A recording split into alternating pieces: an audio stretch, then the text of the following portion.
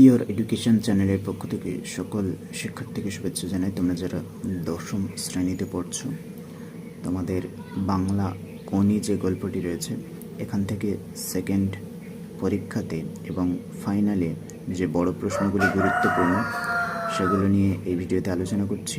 সেজন্য যারা ভিডিওতে নতুন রয়েছে তাদেরকে বলবো অবশ্যই চ্যানেলটি সাবস্ক্রাইব করে সাথে থাকো।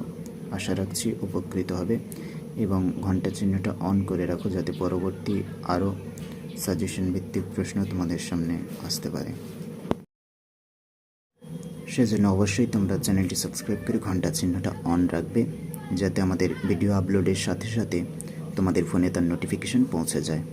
ওকে, চলো তাহলে কোনি থেকে কোন কোন প্রশ্নগুলি দ্বিতীয় পরীক্ষায় আসতে পারে এবং ফাইনালের জন্য গুরুত্বপূর্ণ সেগুলি একটু দেখে নিই। দেখো, প্রশ্নটি রয়েছে, এটা বুকের মধ্যে পুষে রাখুক। কি পুষে রাখার কথা বলা হয়েছে, কি কারণে এই পুষে রাখা? উত্তর দেখে নাও। তোমরা চাইলে এর উত্তরগুলি একটু খাতায় লিখে নিতে পারো যাতে তোমাদের পরীক্ষার জন্য কোনো সমস্যা না হয়। উত্তরটা দেখো, মতিনন্দীর কোনি উপন্যাসের কেন্দ্রীয় চরিত্র কোনি বয়সে ছোট হলেও বুঝত গরিব বড়লোকের পার্থক্য। সে জানত ধনীরা গরিবদের খারাপ চোখে দেখে, ঘৃণা করে। এটা তার সম্পূর্ণ নিজস্ব ভাবনা। কোনির মনেও ধনীদের প্রতি একটা বিরূপ মনোভাব তৈরি হয়েছিল। স্বাভাবিকভাবেই হিয়ার প্রতিও কোনির যথেষ্ট রাগ ছিল। তাই যেদিন খিদ্দার সঙ্গে কোনি চিড়িয়াখানা ঘুরতে গিয়েছিল, হিয়া তাকে জল খেতে দিলে জল ভর্তি গ্লাস কোনি ছুঁড়ে ফেলেছিল। কোনির এরূপ আচরণে খিদ্দা লজ্জিত হলেও তিনি মনে মনে খুশিই হয়েছিলেন। খিদ্দা চেয়েছিলেন হিয়ার প্রতি তার রাগটা কোনি বুকের মধ্যে পুষে রাখুক। পরে প্যারায় লিখো, হিয়া ধনী পরিবারের মেয়ে এবং একজন প্রতিভাবান সাঁতারু। খিদ্দা জানতেন যে হিয়াই হলো কোনির ভবিষ্যৎ প্রতিদ্বন্দ্বী। কোনিকে ক্ষিতীশ এইভাবে তৈরি করেছিলেন যে সে অনায়াসে বাংলার অন্য মেয়েদের টক্কর দিতে পারত। কিন্তু কঠোর অধ্যবসায়ের সঙ্গে কোনির এই তেজটাও জরুরি ছিল। ক্ষিতীশ সিংহ একজন উঁচু মানের প্রশিক্ষক, তাই তিনি জানতেন যে হিয়ার প্রতি কোনির এই রাগটা পুষে রাখতে পারলে সাঁতারের সময় তার সুফল পাওয়া যাবেই। এই জন্য হিয়ার প্রতি রূঢ় আচরণ করলেও ক্ষিতীশ কোনিকে বকেননি, বরং কোনির রাগটাকে আরও উস্কে দিয়েছেন। মুখোমুখি লড়াইয়ে প্রতিপক্ষকে পর্যুদস্ত করার জন্য যে জেদটা থাকা প্রয়োজন, কোনির সেই জেদটা আরও বাড়িয়ে তোলার জন্য এই রাগটা পুষে রাখা প্রয়োজন ছিল। এরপর যে প্রশ্নটা তোমরা করবে সেটা হলো, দেখে নাও, খিদ্দা এবার আমরা কি খাবো? বক্তা কে? উদ্দিষ্ট ব্যক্তি কিভাবে তাদের সাহায্য করেছেন? উত্তরটা লিখে নাও তোমরা। মতিনন্দীর কোনি উপন্যাসে কোনি ক্ষিতীশকে কথা বলেছিল। প্যারা চেঞ্জ করে লিখবে, উদ্দিষ্ট ব্যক্তি অর্থাৎ কোনির সাঁতার প্রশিক্ষক ক্ষিতীশ সিংহ শুধু একজন ভালো প্রশিক্ষক ছিলেন না, একজন বিরাট হৃদয়ের মানুষ ছিলেন। গঙ্গায় কোনির সাঁতার দেখে তিনি স্বেচ্ছায় তাকে প্রশিক্ষণ দেওয়ার কথা বলেছিলেন। শুধু তাই নয়, কোনির খাবারের ব্যবস্থাও তিনি করেছিলেন। তারপর হঠাৎ একদিন কোনিদের পরিবারে দুর্যোগের কালো মেঘ নেমে আসে। টিবি রোগে আক্রান্ত হয়ে পৃথিবী ছেড়ে চলে যায় কোনির বড় দাদা কমল। সেই দিন সে ছিল পরিবারের একমাত্র উপার্জনকারী। তার মৃত্যুতে কোনিদের পরিবার সর্বশান্ত হয়। এরকম পরিস্থিতিতে কোনি ক্ষিতীশকে জিজ্ঞেস করেছিল, খিদ্দা, এবার আমরা কি খাবো? প্যারা চেঞ্জ করে লেখো, ক্ষিতীশ এরপর নিজের সাধ্যের বাইরে গিয়ে কোনির পরিবারের অন্ন সংস্থানের বন্দোবস্ত করেছিল। কোনির সঙ্গে সঙ্গে কোনির পরিবারকে বুক দিয়ে আগলেছিল কোনির প্রিয় খিদ্দা। এবার প্যারা চেঞ্জ করে তোমরা লিখবে, ক্ষিতীশ কোনির মাকে ছিট কাপড় কাটার কাজ দিয়েছিলেন। তিনি নিজে এসে ছিট কাপড় পৌঁছে দিয়ে যেতেন এবং সেগুলি কাটা হয়ে গেলে কোনির মাধ্যমে পাঠানো হতো। এর থেকে তাদের অল্প কিছু উপার্জন হতো। তাছাড়া কোনিকেও লীলাবতীর দোকানে 40 টাকা মাস মাইনের কাজ জোগাড় করে দিয়েছিলেন তিনি। এছাড়াও ক্ষিতীশ নানাভাবে কনির পরিবারকে সাহায্য করতেন। এরপর তোমরা যে প্রশ্নটা করবে সেটা হলো, দেখো, তোর আসল লজ্জা জলে, আসল গর্ব ও জলে। কে কাকে কথা বলেছিল এ প্রসঙ্গ উল্লেখ করে কথাটির তাৎপর্য বিশ্লেষণ করো। উত্তরটা তোমরা একটু লিখে নাও।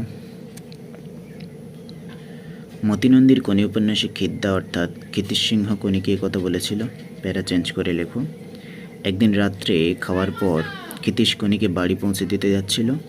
ক্ষিতীশ স্টপ ওয়াচটা কনির চোখের সামনে ধরে কিভাবে ছোটোখাটো রেকর্ডগুলো ভেঙে ওয়ার্ল্ড রেকর্ডের দিকে এগোতে হবে সেই নিয়ে আলোচনা করছিল। হঠাৎ কনি জানতে চায় যে সে কবে অমিয়ার রেকর্ড ভাঙতে পারবে। এর কারণ জানতে চাইলে কনি বলে যে সেদিন অমিয়া তাদের দোকানে ব্লাউজ করাতে এসেছিল এবং সবার সামনে কনিকে ঝি বলেছে। অমিয়ার কথায় সে লজ্জা পেয়েছিল। এরপরই ক্ষিতীশ কনিকে উদ্ধৃত কথাগুলি বলেছিল। প্যারা চেঞ্জ করে লেখো। কনি একজন প্রতিভাবান সাঁতারু। সমস্ত পরিচয়ের ঊর্ধ্বে এটাই তার আসল পরিচয়। সাঁতার প্রতিযোগিতায় হারজিতের ভিত্তিতেই তার যোগ্যতা প্রমাণিত হওয়া উচিত। এই জন্য ক্ষিতীশ বলেছিল, তোর আসল লজ্জা জলে, আসল গর্ব ও জলে। অর্থাৎ প্রতিযোগিতায় জয়লাভ করলেই কনির গর্ব এবং হেরে গেলে লজ্জা পাওয়া উচিত।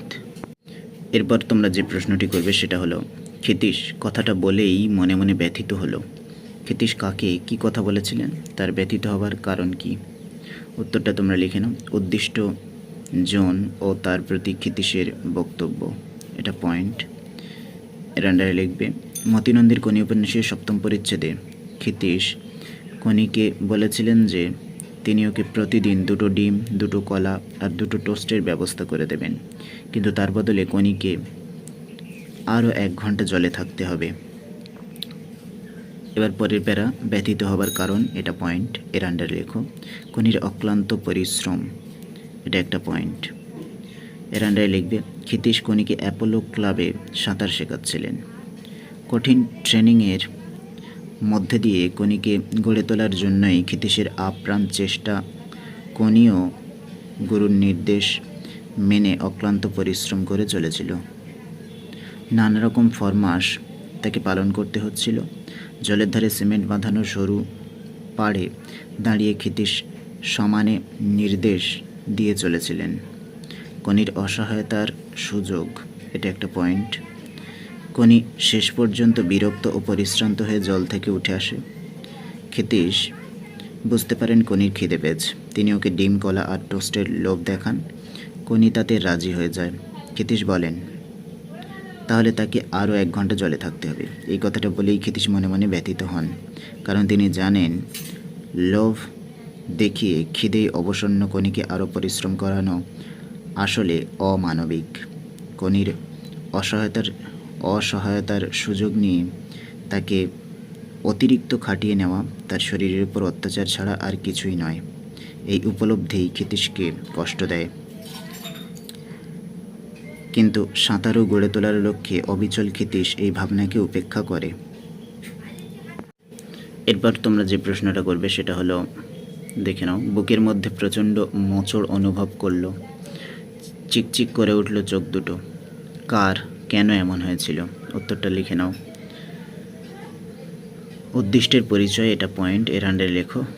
মতিনন্দী রচিত কনি উপন্যাসের 6ষ্ঠ পরিচ্ছেদে ক্ষিতীশ সিংহের এই অবস্থা হয়েছিল। প্যারা চেঞ্জ করে একটা পয়েন্ট হবে, এমন অবস্থার কারণ। এর আন্ডারে আরেকটা পয়েন্ট, নোংরা ষড়যন্ত্রের শিকার। এবার লেখো, জুপিটার সুইমিং ক্লাবের সঙ্গে ক্ষিতীশ সিংহের ছিল নারীর সম্পর্ক। সাঁতারু তৈরি করাই ছিল তার জীবনের ধ্যান জ্ঞান। এই মানুষটি শেষ পর্যন্ত ক্লাবের কর্মকর্তাদের নোংরা ষড়যন্ত্রের শিকার হন।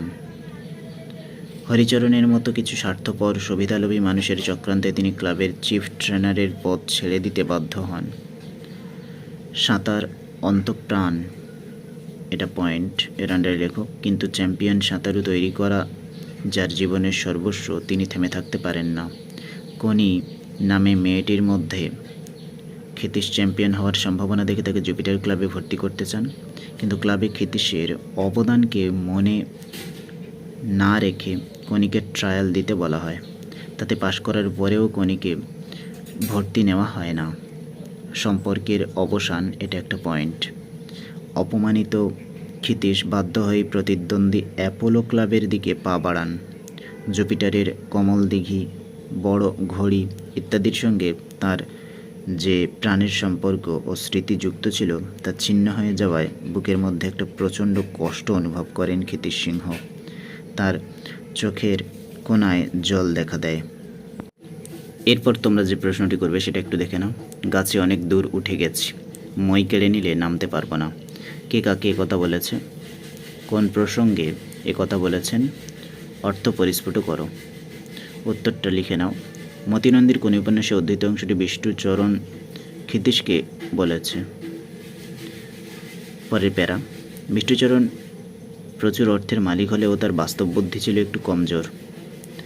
তার প্রবল ইচ্ছা এমএলএ বিনোদ ভড়ের বিরুদ্ধে গাছে উঠে যাওয়া নির্বাচনের লড়াই করা।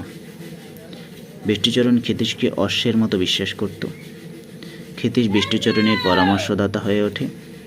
তার ভরসাতেই বিষ্ণুচরণ নির্বাচনে লড়াই করতে নামে। ক্ষিতীশ তার বক্তৃতা লিখে দেওয়া, বুদ্ধি যোগানের মতো কাজগুলো করে দিতেন।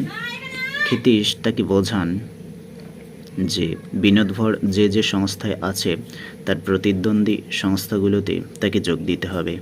তাই ক্ষিতীশের সহযোগিতায় বিনোদ ভড়ের জুপিটার ক্লাবের বিপক্ষ অ্যাপোলো ক্লাবের সভাপতি হওয়ার জন্য সে মুখিয়ে ওঠে এবং 7,000 টাকা অনুদানের অঙ্গীকার করলে বিষ্ণুচরণ উক্ত কথাগুলি বলেছে। প্যারা চেঞ্জ করে লেখো।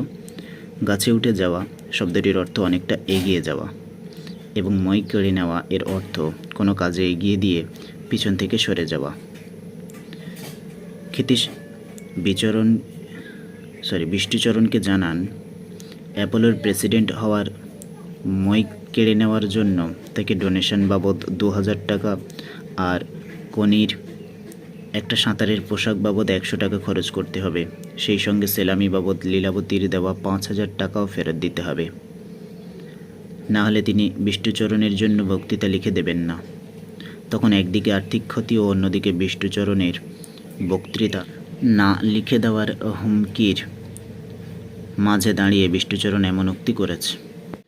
তাহলে দ্বিতীয় পরীক্ষাতে তোমাদের এই কটা প্রশ্ন করলে আশা রাখছি তোমরা কমন পেয়ে যাবে। সেজন্য এই প্রশ্নগুলো ভালো করে রেডি রাখবে, যাতে দ্বিতীয় পরীক্ষা এবং ফাইনালে তোমাদের প্রস্তুতিটা ভালো হয়।